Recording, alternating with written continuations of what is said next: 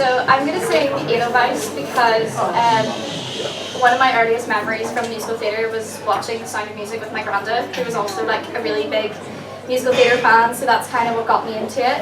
And when I was 8, I actually sang this at like my performing arts showcase. That was like my first kind of performance, and I just remember like feeling so nervous for it, but like it was a really good experience. So I thought it'd be like a really philosophical moment to sing it again. So.